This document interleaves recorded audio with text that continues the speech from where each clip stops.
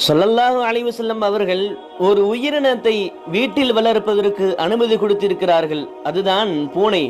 ஸல்லல்லாஹு அலைஹி வஸல்லம் அவர்கள் அனுமதி கொடுத்த ஒரு பொருள் சுத்தமானதாகத்தான் இருக்க வேண்டும்.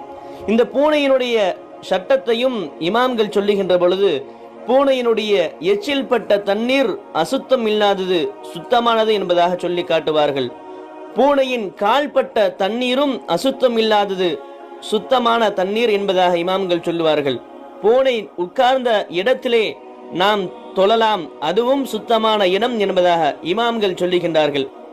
இப்படி சுத்தமான ஒரு உயிரினத்தை தான் வீட்டில் நீங்கள் வளர்த்து கொள்ளலாம் என்பதாக ரசூலுல்லாஹி ஸல்லல்லாஹு அலைஹி வஸல்லம் அவர்கள் நமக்கு சொல்லுகின்றார்கள். அதனால் தான் இன்று அரபுலகில் பெரும்பாலும் பூனையை தங்களது குழந்தையை போல், தங்கள் வீட்டில் உள்ள ஒரு உயிரினத்தை போல் அவர்கள் வளர்த்து கொண்டிருக்கிறார்கள்.